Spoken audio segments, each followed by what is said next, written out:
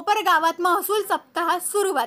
शासनाच्या महसूल विभागामार्फत राज्यभरात महसूल सप्ताह 2025 चे दिनांक 1 ऑगस्ट ते दिनांक 7 ऑगस्ट 2025 या कालावधीत साजरा केला जात आहे. कोपरगाव येथे या महसूल सप्ताहास सुरुवात झाली असून दिनांक 1 ऑगस्ट 2025 रोजी तहसील कार्यालयात आमदार आशुतोष काळे यांच्या प्रमुख उपस्थितीत या कार्यक्रमाची सुरुवात करण्यात आली आहे. या कार्यक्रमाचे प्रास्ताविक व सूत्रसंचालन नायब तहसीलदार प्रफुल्लिता सातपुते यांनी केले.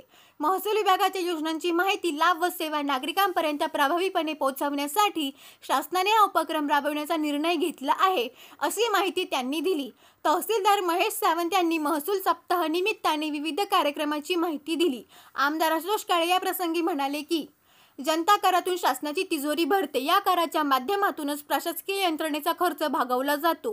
त्यामुळे प्रत्येक प्रशासकीय अधिकाऱ्यांनी ही जाणीव ठेवून जनतेची सेवा करण्याची जबाबदारी पार पाडावी.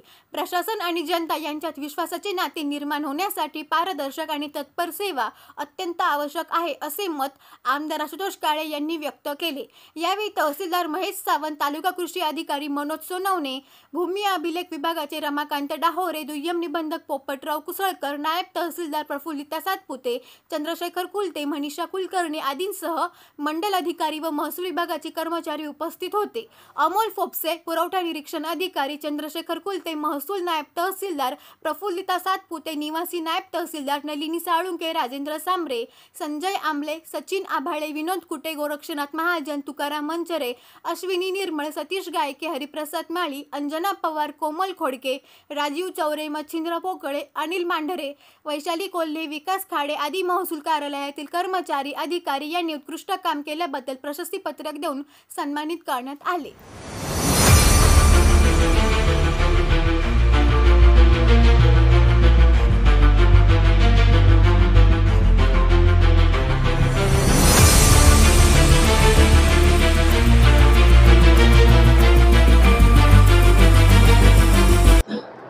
आपण आजपासून 7 दिवस विविध उपक्रम राबवून महसूलचा सप्ताह या ठिकाणी साजरा करतो. याची सुरुवात आज झालेली आहे.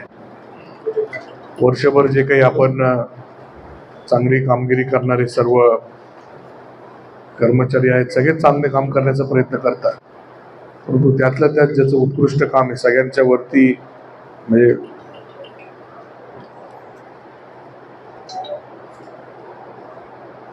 थोडंसं वेगळं वाट धरून केलेलं काम असेल, उत्कृष्ट काम केलेलं असेल किंवा सेवानिवृत्त होणारे अधिकारी कर्मचारी यांचा सत्काराचा कार्यक्रम असेल, तो आज या ठिकाणी पहिल्या दिवशी घेतोय. आणि दररोज एक कार्यक्रम उपक्रम आपला त्या ठिकाणी आहे, ज्याच्या माध्यमातून आपल्या महसूल विभागातून चालवले जाणारे काही उपक्रम असतील, काही योजना असतील शासनाच्या, ते पोहोचवण्याचं काम या माध्यमातून होईल. तर म्हणजे मागच्या वर्षी आपण सप्ताह 15 साजरा केला, त्याच्यातही भरपूर आपले उपक्रम होते. यावेळेस आता सप्ताह आहे, तर त्या माध्यमातून जे काही लाभार्थी आहे त्यांच्यापर्यंत पोहोचण्याचा आपण प्रयत्न करताय.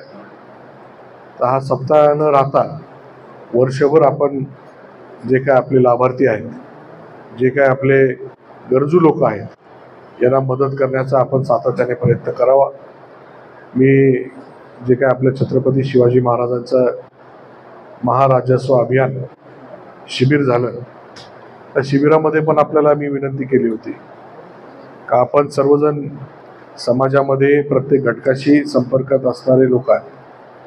आपल्याला कोणाची परिस्थिती कशी आहे याची चांगल्या पद्धतीची जाण आहे. कार्यकर्ते त्यांच्या पद्धतीने काम करतातच. शेवटी कार्यकर्ते त्यांच्या वॉर्डामध्ये, त्यांच्या गावामध्ये फिरत असताना सर्व लोकांची परिस्थिती पाहत असतात.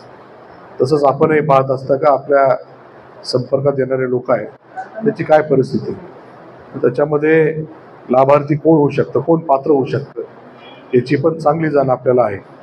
त्यामुळे जेवढे शक्य होतील तेवढे जास्तीत जास्त योजनांचा लाभ आपण ज्या गरजू लोकांना दिला तर एक मोठं समाधान त्या ठिकाणी आपल्याला मिळेल.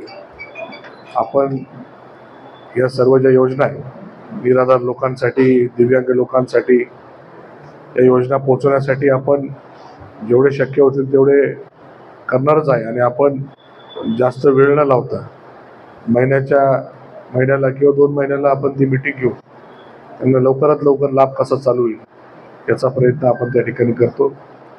तर त्यासाठी आपण सर्वांनी काम करावं. बाकी एक गोष्ट आपण निश्चित लक्षात घेतली पाहिजे, आपलं पगार कोण करतं? शासन म्हणजे काय? शासन म्हणजे जे काही लोक आपल्या मतदारांनी त्या ठिकाणी बसवलेले ते लोक. शासन म्हणजे लोक आहे.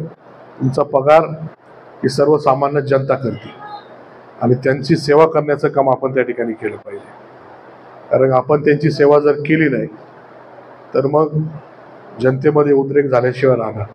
आणि ज्यावेळेस उद्रेक होतो आपण सर्वजण पाहता काय होऊ शकतं. जनतेचा उद्रेक किती जरी पोलीस आले, किती जरी आर्मी आली, तर तो थांबू शकत नाही. तिथपर्यंत जायचा विषय नाही. परंतु आपला पगार ही जनता करत असते हे तुम्ही लक्षात घेऊन त्या पद्धतीने सेवा आपल्या जनतेला दिली पाहिजे. अशा प्रकारची विनंती या निमित्ताने करतो. आपण सर्वजण वर्षभर चांगल्या पद्धतीचं काम करता, इथून पुढे करत राहा अशी अपेक्षा व्यक्त करून माझे 2 शब्द थांबवतो. आपल्याला पुन्हा एकदा महसूल दिनाच्या आणि डॉक्टर अण्णाभाऊ साठे यांच्या जयंतीच्या निमित्ताने खूप खूप शुभेच्छा देतो आणि माझे 2 शब्द थांबवतो. धन्यवाद. एका वर्षामध्ये आपण जे काही कामकाज केलेलं आहे, ज्या घडामोडी घडलेल्या आहेत त्यांचा मी थोडक्यात लेखाजोखा मी आपणासमोर सादर करते.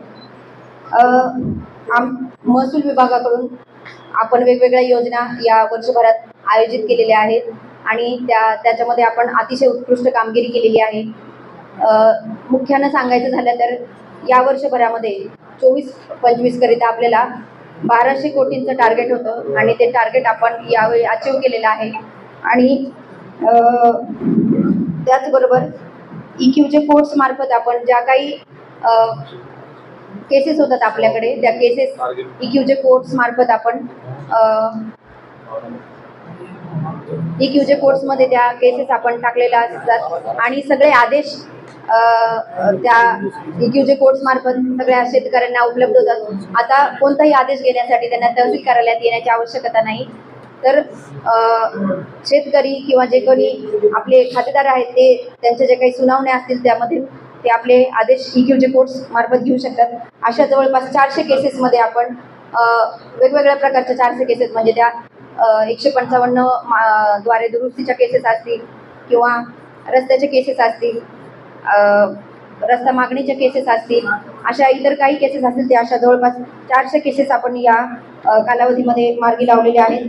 त्याचबरोबर 4 महिने आपले जवळपास लोकसभा आणि विधानसभेच्या निवडणुकांमध्ये गेलेले आहेत आणि त्या 4 महिन्यांमध्ये आपण इतकं मोठं टास्क होतं की ते एवढं मोठं टास्क आपण 4 महिन्यामध्ये पार पाडलेलं आहे. त्यानंतर आपण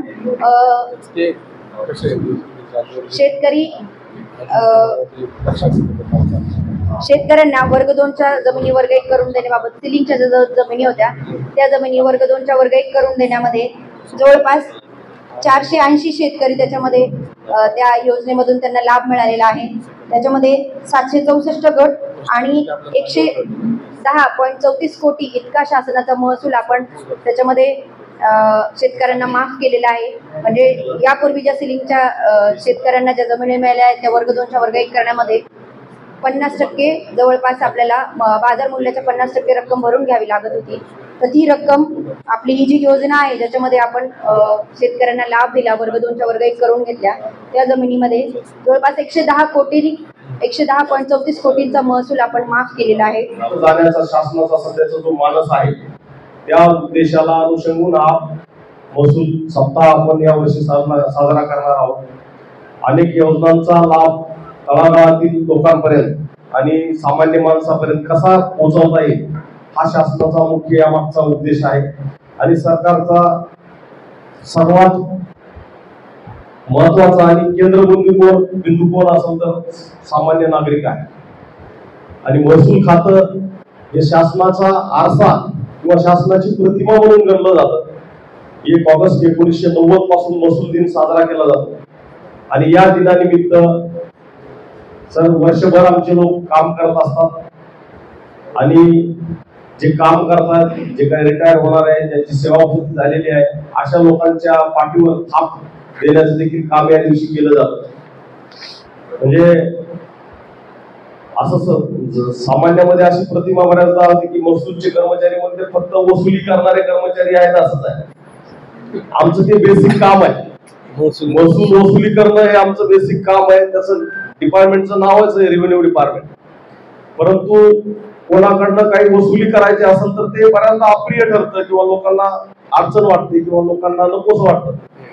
परंतु डिपार्टमेंट हे चालवायचं असेल, शासन जर चालवायचं असेल तर महसूल शासनाला पाहिजे आणि हे महत्वाचं काम महसूल खात्यामार्फत केलं जातं. परंतु अलीकडील काळात सर महसूल वसुली करणं किंवा लँड रेकॉर्ड मॅनेजमेंट या दोन विषयाव्यतिरिक्त अनेक विषय महसूल खात्याकडे आलेले आहेत. म्हणजे कुठेही कोणताही विषय नाही शिजला की अजून महसूल खात्याच्या कडे कामाला दिला जातो. आणि त्यामध्ये पुरेशी साधन सामुग्री, पुरेसं मनुष्यबळ, पुरेसं वेळ हे न देता पण आमच्या कर्मचाऱ्यांना किंवा आम्हाला काम करावं लागतं. याचं वर्षभर फ्रस्ट्रेशन देखील बऱ्याचदा असतं. आता काही काही योजना आहेत. आता ॲग्रीस्टॅकची योजना मी मागचे 8 दिवस झालं रोज पाहतोय. रात्री 11 वाजता, 12 वाजता, 1 वाजता, पहाटे 3ला उठलं तरी ते सर्व्हर चालू का नाही पाहतो. कारण काय होतं की एवढ्या माझ्या तालुक्यामध्ये आता जवळपास 59,000 शेतकरी आहेत. त्यांच्या ॲग्रीस्टॅकच्या आम्ही नोंदणी केल्या. परंतु 5,000 लोक असे आहेत की त्यांचा डाटा मिसमॅच आहे. ते लॉग इनला डायरेक्ट तहसीलदारांच्या लॉग इनला येऊन पडलेले आहे. म्हणजे 5,000 लोकांचे लॉग इनचे डाटा क्लिअर करण्यासाठी प्रत्येकाला 1 किंवा 1.5 मिनिट जरी किंवा 1 मिनिट जरी द्यायचं झालं तर 5,000 मिनिट हे कितीतरी दिवस मला कंटिन्युअस 24 आवर्स बसलं तरी कितीतरी दिवस लागतात. याचा विचार बऱ्याचदा होत नाही. आणि त्यातही परत मग स्टेटचं सर्व्हर आहे, बाकीच्या अडचणी आहेत. या देखील आज म्हणजे महसूल दिनानिमित्त अडचणी मांडण्यासाठीचा हा दिवस नाही करा. परंतु या वस्तुस्थिती आहे. फ्रस्ट्रेशन मध्ये आमचे कर्मचारी असतात. बऱ्याचदा आम्ही प्रेशराईज करतो की झालंच पाहिजे, हे करायलाच पाहिजे, हे व्हायलाच पाहिजे. आम्हालाही माहिती असतं की याच्यात अडचणी आहेत, हे होणार नाही. परंतु तेवढं प्रेशर देऊन आम्ही काम करून घेतल्याशिवाय ते कामही होत नाही, हे पण सत्य आहे. परंतु सामान्य माणसाला जर कोणता आधार वाटत असेल, कोणतंही काही झालं तरी गावामधला प्रत्येक माणूस पहिल्यांदा म्हणतो तलाट्याकडे मी जातो. तालुक्यात कोणतीही घटना घडली, काही संबंध नसताना देखील ते म्हणतात की आधी तहसीलला चला. म्हणजे कुठेही काही घटना घडली याचं कारण आहे सांगतो की इंग्रजांच्या काळापासून किंवा पूर्वीपासून ब्रिटिश कालावधीपासून महसूल खातं हे प्रशासनाचा कणा मानलं जातं. आणि या कण्याला भार देत देत त्याला मजबूती देण्याचं देखील शासनाने काम करायला पाहिजे अशी आमची एक धारणा आहे. आणि ती धारणा पक्की होईल भावी काळात अशी देखील एक मोठी आशा आहे.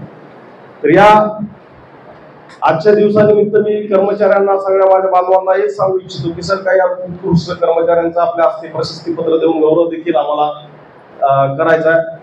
आणि त्या व्यतिरिक्त सगळ्यांनीच काम केलेलं आहे. माझ्याकडे सर आता 79 गावापैकी जवळपास 15 गावं फक्त राहिलेले, त्यात थोडीफार वसुलीची बाकी आहे. बाकी 100% वसुली सगळ्या गावांची आपली कंप्लीट झालेली आहे. ॲग्रीस्टॅक मध्ये आपण जिल्ह्यामध्ये 2 नंबरला आहोत, जे की खालून 1 नंबर लावतो आपण आधी. आता आज रोजी आपण 1 नंबरला आहोत. आपण EQJ मध्ये चांगल्या प्रकारे काम केलेलं आहे.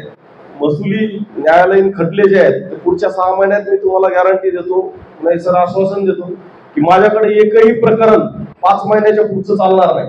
5 महिन्यात आलेल्या प्रकरणाचा प्रत्येक निपटारा होईल.